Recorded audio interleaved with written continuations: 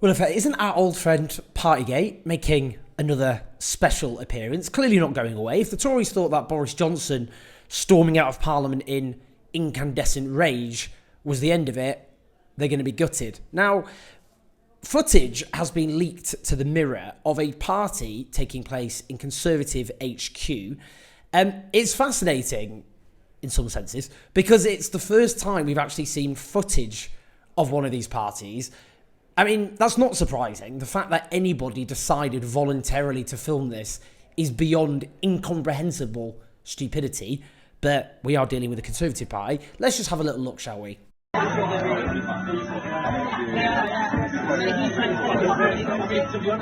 Christ.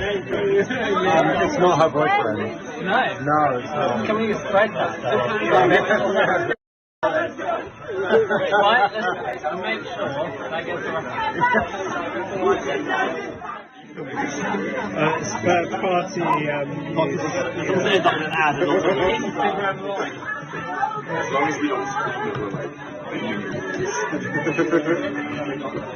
well, I'm pretty sure.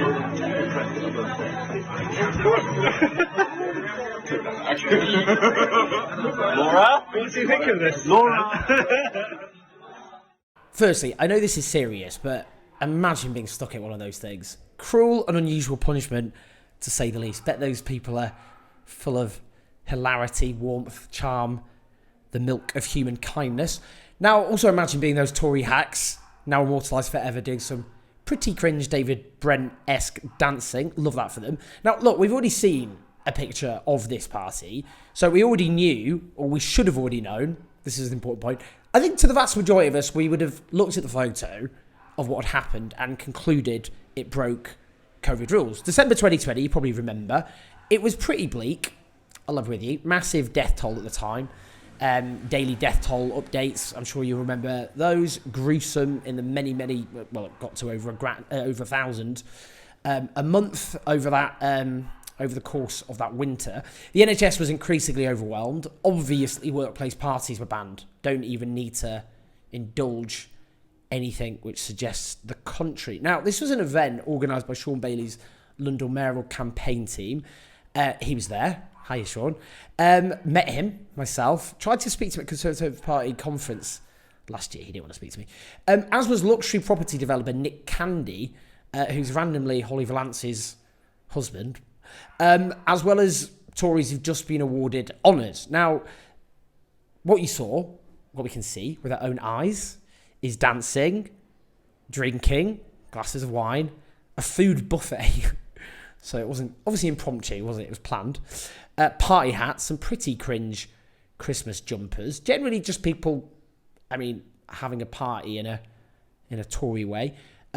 Hilariously with signs in the background encouraging social distancing. There was no social distancing taking place there. I think we can all see that.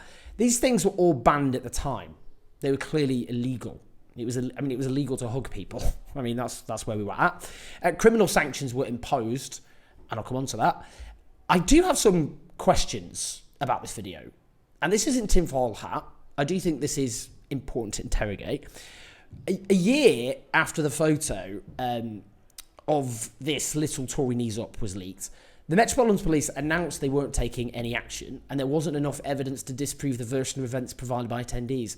What are they on, is all I'm asking. Because we could see already from the picture without the footage. What's the question mark there for the Metropolitan Police? What version of events provided by attendees could possibly have satisfied a police force which was enforcing the lockdown rules which then existed? How can it possibly be legal? Apparently they were all questioned only by, they were interviewed by questionnaire, so it wasn't even in person. Amazing. Now, the Met Police throughout Partygate, it's important to remember this, they were dragged kicking and screaming to doing anything about it. This is a police force more than happy to crash down the misdemeanors of the poor, but did nothing for ages on Partygate, and then largely let them get away with what was uncovered, which then led to the likes of Boris Johnson being very triumphalist about it. You do have to, for one thing, point out that there were Met police officers stationed at number 10. So Partygate was happening quite literally under their noses. But what does it say about the relationship between the Metropolitan Police, which is a disgrace, institutionally just been found to be racist, homophobic and misogynist, institutionally corrupt, just an absolute disgrace, even by the standards of other police forces. Now, what that relationship between the Met and the government is something which needs to be interrogated, clearly. I mean, the Met, there is a relationship to the Home Secretary and like other police forces, but you do have to ask very searching questions about what was going on behind the scenes. Why didn't the Met push this? And why, in the case of this particular incident, did they decide they weren't going to do any fixed penalty notices for anyone who was there? And we'll come on to, as I've said, just the double standards here. Now, they're now going to review this evidence, this video. I can help you out if you like, Matt. You don't have to pay me for this. Rather than spending months looking at this video, I don't know what that's supposed to achieve, and to see whether rules have been broken. I can just tell you straightforwardly, looking at that video, the rules were broken.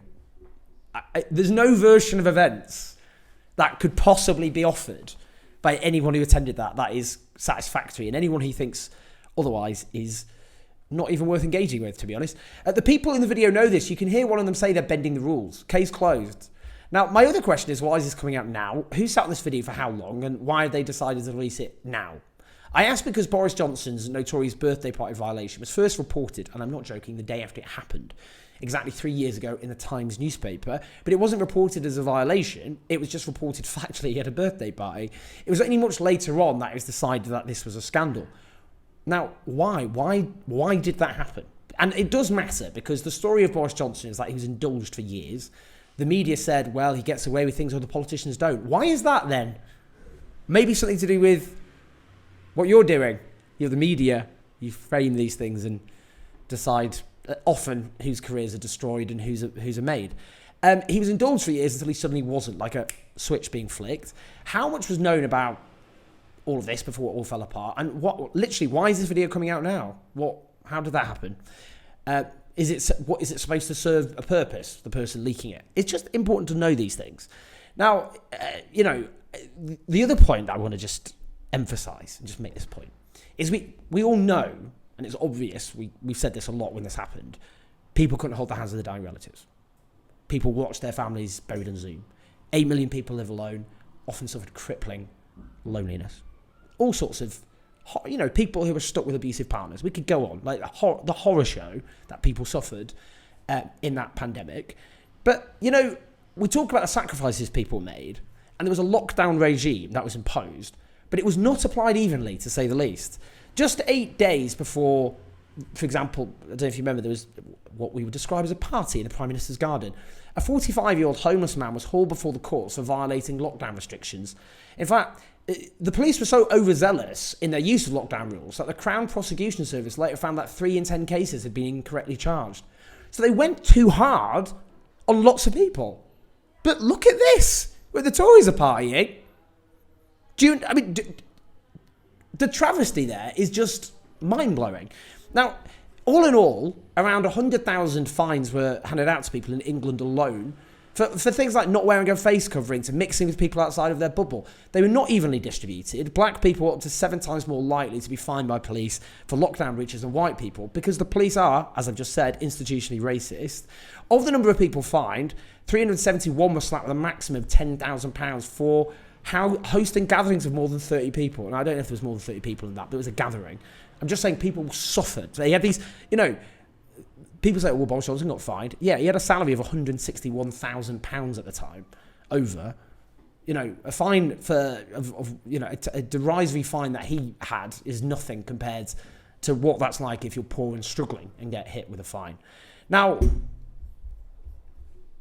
this is, blood-boilingly infuriating, because it does matter about how power is enforced in this country and that disparity. And I think there are questions that I've just raised about the police, for example, about the role of the media in all of this that we should be asking. And the fact we're not asking them is a problem. Please like, subscribe, do support us on patreon.com/OJZ4. I'll see you in a bit.